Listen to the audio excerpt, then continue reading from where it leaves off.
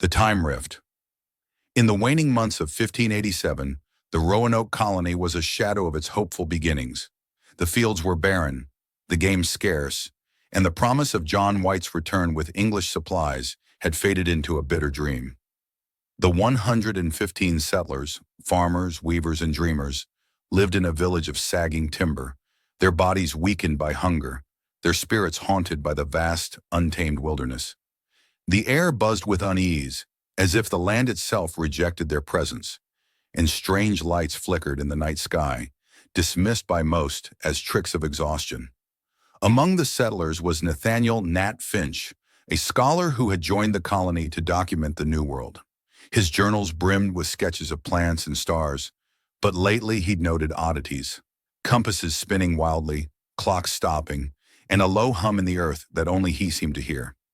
His wife, Clara, a seamstress, kept their son, Daniel, close, her practicality balancing Nat's obsession with the unknown. The colony's leaders, led by the rigid councilman Hugh Vance, demanded focus on survival, but Nat's friend, the scout Rose Carter, shared his curiosity, reporting glimpses of shimmering air in the forest, like heat rising from summer stone. One fateful night, a storm unlike any other struck Roanoke. The sky churned with violet clouds and lightning cracked in patterns that seemed to pulse with intent. The ground trembled, and a deafening hum filled the air, rattling the settlers' bones. Nat, woken by the chaos, saw a glowing rift tear open in the forest. A swirling vortex of light, blue and gold, with glimpses of unfamiliar landscapes beyond.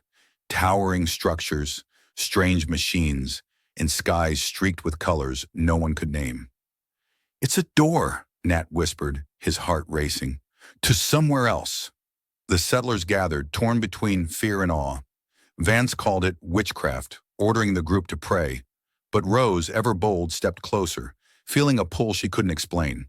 Clara clutched Daniel, her eyes on Nat, who was already sketching the rift, muttering about time and fate. "We're dying here," Nat said to the crowd.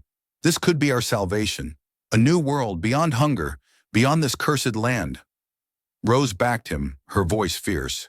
"I'd rather face the unknown than starve."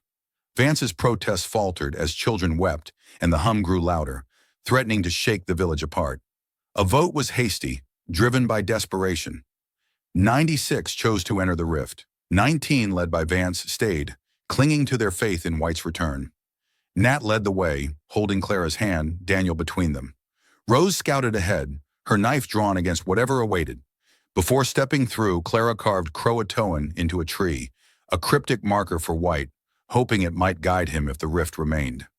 As they crossed the threshold, a rush of warmth enveloped them, like stepping from winter into spring. The world shifted, and Roanoke vanished behind them.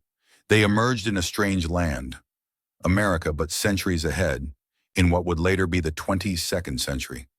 The air was thick with unfamiliar scents, and towering cities of glass and steel loomed in the distance. The settlers, dazed, scattered into this future, blending into bustling towns where their old English tongues drew curious glances.